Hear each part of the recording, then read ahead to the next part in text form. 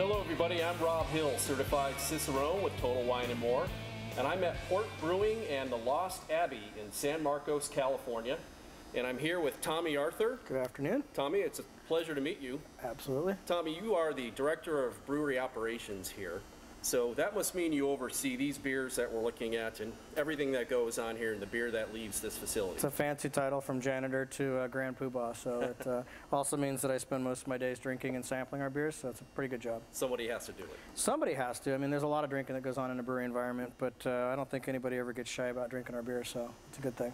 Well, what do we have here in front of us? So, as you mentioned, we represent both Port Brewing and the Lost Abbey. It's two sets of beers produced under this one building. Same employees, same ownership, same everything. What it amounts to is the beers from Port Brewing are very West Coast centric.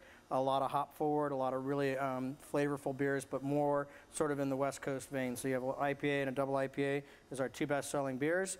On the Lost Abbey side of things, we have what is more what we call continental driven or more Belgian inspired, with a little bit of French and some other sort of heritages as well. But for the most part, what we've got here is a lot of homage to beers that were produced in Europe, and we're making them with our own little bit of a twist here. So represented today are Red Barn and Devotion, which are the two best-selling Lost Abbey beers that we produce on a year-round basis. So West Coast style, generally speaking, a simple definition means hop-centric, hop-forward. You know, if you look at what the craft beer revolution started on the West Coast with some of the beers from Anchor and then, you know, Sierra Nevada and New Albion and beers like that and breweries, it really grew up with the American West Coast kind of hop, the Cascades. Now it's become Centennial, and you've got Amarillo and Chinook and Simcoe and lots of other really bold flavors, and that's what separates it from a more European and a continental feel, is that the hop varieties are very, very classic. You know, they're classic in the styling.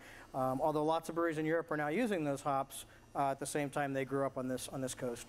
So a lot of breweries in Europe are taking a cue from American craft breweries. Absolutely, it's a lot more hops. It's been real interesting. I mean, even some of the Germans have gotten a sort of a smell and a hankering for some of the things. And while they're not using them exclusively and they're not using them necessarily in some of the bold ways that some of the American brewers are, they definitely are embracing some of the flavors that can come out of them. And yet on the other side, we embrace a lot of the continental styles. Absolutely. A lot of the Belgian styles are hugely popular. Yeah, and it's great because what's really awesome about the Belgians and the Germans and the English is that they have great heritage, and the heritage brewers have a place, and they have a real ability to show us sort of where we started and where we want to go. We are definitely inspired by what they do, but we're not really seeking to really truly recreate exactly what was already done over there. So we're taking the knowledge, the basis, the techniques, and we're potentially adding our own spin to it. Sometimes we'll stay very classic. We might change a hop or a yeast or a little bit of a profile. But for the most part, what we're doing is trying to push the boundaries of what originated over there and not trying to recreate it here. Now, you say these 4 bottles here are your best sellers. Mm-hmm. Tell us a little bit about each of these. What do we have here? So in my hands, I've got Mongo. Mongo is our Imperial IPA or our double IPA. We make several double IPA style beers, so a little bit stronger than your average IPA. We call this an extra IPA. It's a term that the guys at Sierra Nevada have coined of late.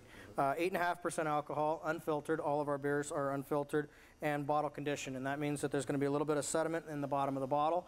That's a natural re-fermentation, and what that gives you is a little bit different texture because there's a secondary re-fermentation going on in the bottle. Both our Wipeout and our Mongo are very hop forward. Hugely bitter, hugely aromatic, citrus and pine being the two big ones. Just a really nice, real fresh hop kind of character about them. The difference between the two, generally. So Wipeout IPA is our best-selling beer. It's about 7% alcohol. Mongo comes in about 8.5. Wipeout's a little bit lighter in color. We use a little less crystal malt than we do in the Mongo, and there's a little bit of texture difference. The Wipeout has a little bit more of a pure hop flavor to it, and the Mongo tends to lean a little bit more pine and a lot more citric. Okay. And then onto the Lost Abbey, we have... so that's Devotion. Yep.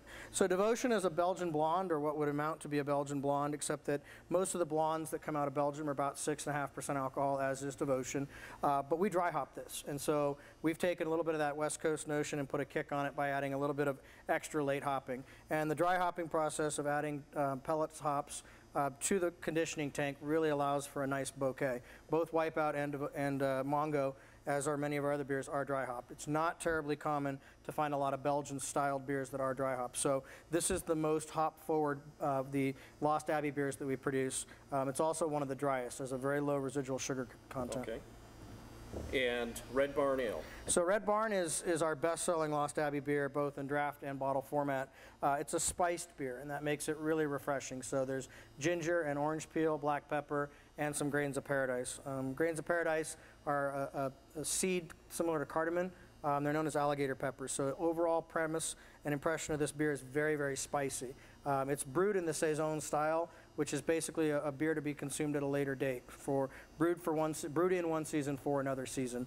Although we make this beer year-round, you know, the weather in Southern California is quite nice, so it's a beer meant for year-round drinking in Southern California.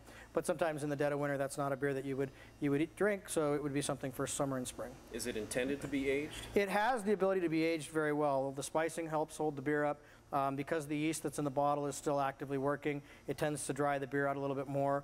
When it gets to about a year old, it has a very champagne-like effervescence to it, much drier body, and some of the spicing has faded a little bit. So all in all, it changes the texture, but at the same time makes for a really nice drinking beer. So did I understand correctly, all of these beers are bottle fermented? All of them are re-fermented in the bottle, yes. And I noticed that the Port Brewing bottles have a cap. The Lost Abbey are cork finished. Yep. Is there a function to the cork, or is it more style? We basically have come to the conclusion that, you know, the cap is the preferred closure in most brewery environments, with the exception, you know, a lot of the Belgian beers have a higher CO2 content, and because of that, the cap can let go. And so this has been a traditional closure for a lot of those continental brands, and it looks pretty. It's very celebratory. The cork makes a nice pop. It's fun to drink out of a bottle that has a cork in it, so there's a little bit of romance to it. So people have very much a sort of a driven cap works, but at the same time, so does this. It's just sort of a love of what you want to do with it, and we really like the way these look. So. Okay, now before we started filming, you actually poured a beer for us, and it's delicious. We got this bottle there. The bottle is hiding back here. This is Inferno. Inferno is, again, one of our year-round beers. We make 6 of them on the Lost Abbey side. It is the only year-round beer that we produce that is not available in draft format. And the reason for that is that it's got a highly charged CO2 load. And by that, we mean that it is very effervescent, and it has like a champagne-like sort of texture to it. And to prove the point, I'm just going to pour a little bit here to show you sort of how much more aggressive that is with the CO2.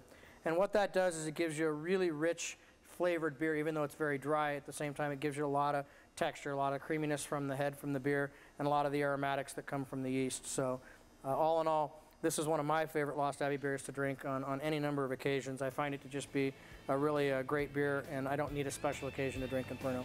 Well, I can tell you it is delicious, and we carry your beers in all the states where we are, where it's distributed. Pretty good news. Tommy, thank you very much. Cheers, appreciate it. Thanks for coming out.